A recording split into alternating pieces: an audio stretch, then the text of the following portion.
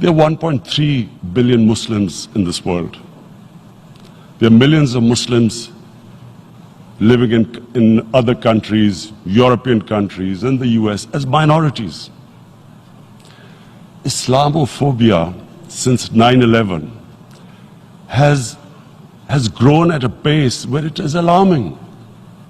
Human communities live together.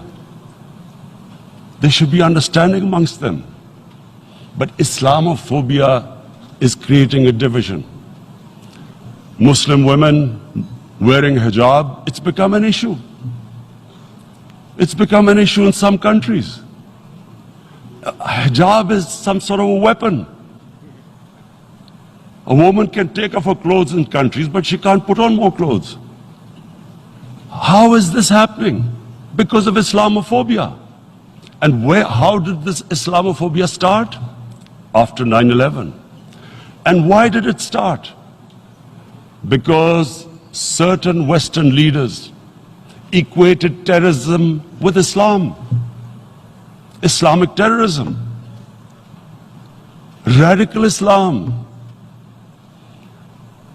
What is radical Islam? There is only one Islam. And that is the Islam we follow of Prophet Muhammad sallallahu alaihi wasallam. There is no other Islam. Radical Islam, Islamic terrorism, what message did they send to people in the West? And why is there Islamophobia? How is a person in New York, in the Midwest, in the US, in European capital, how is he going to distinguish between who is a moderate Muslim and who's a radical Muslim? Because terrorism has nothing to do with any religion. This Islamic terrorism, Islamic radicalism, and sadly used by leaders, this has been the main reason for this Islamophobia. And it has caused pain amongst Muslims. We in Muslim countries watch this Islamophobia traveling abroad, and it's getting worse. And may I just say, Mr. President, that in European countries, it is marginalizing Muslim communities. And we all know that marginalization leads to radicalization. Some of the people who ended up as militants in Syria and other places were from marginalized Muslim communities. And my point here is that we must address this issue. I'm sad to say that we Muslim leaders have not addressed this issue either. After 9/11, when this thing came about war against radical Islam, rather than Muslim leaders trying to explain to the West that there is no such thing as radical Islam, in all human communities, they are radicals, they're liberals and rest are moderate. All human communities, Christians, Jews, everyone has it. But Islam is not radical, neither Judaism, neither Christianity, neither Hinduism. No religion preaches radicalism. The basis of all religion is compassion and justice, which differentiates us from the animal kingdom. But unfortunately, the Muslim leadership was so scared of being called radical Islam that all of them became moderates. In Pakistan, we were in the eye of the storm, and our government coined a phrase called enlightened moderation. No one knows what it meant, but everyone started putting on Western suits that they were moderates, started speaking. Even those who didn't know English would speak English because they were moderates. No one had a clue what it was, because we in the Muslim world did not explain to the West that there is no such thing as radical Islam. One of the reasons why after 9/11 Islam was supposed to be equated with terrorism was suicide attacks. Because the 9/11 bombers did a suicide attack, all sorts of theories came up that the Muslims are involved in suicide attacks because they will get virgin in heavens. Some came up with, what about women? Suicide attackers. So this bizarre thing happened. No one explained. Suicide attacks and Islam were equated. No one did research that before 9/11, the majority of suicide attacks in the world were by Tamil Tigers, who were Hindus. No one blamed Hinduism, and quite rightly. What has Hinduism got to do with what desperate people were doing in Sri Lanka? We all know about, we've seen films about Japanese kamikaze pilots at the end of the Second World War doing suicide attacks. No one blamed the religion. But here we were trying to prove we were moderates and not explaining to the West.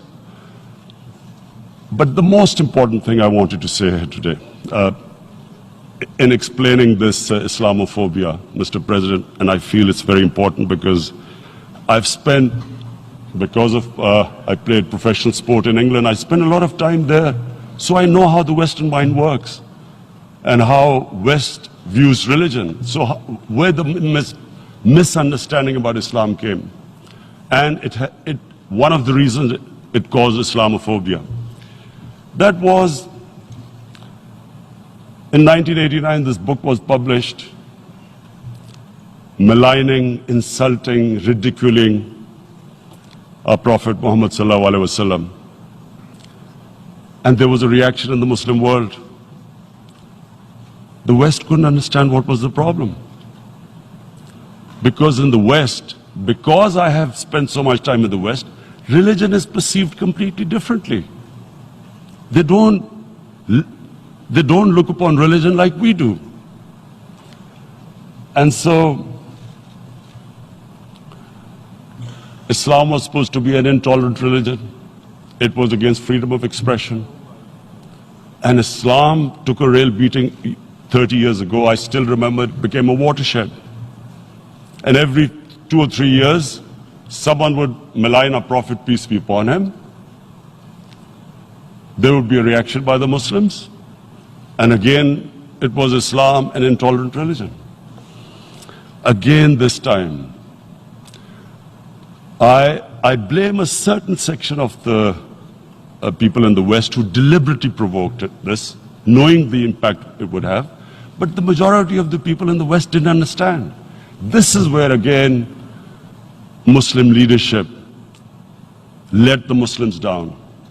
We should have explained to them what a Prophet, peace be upon him, means to us.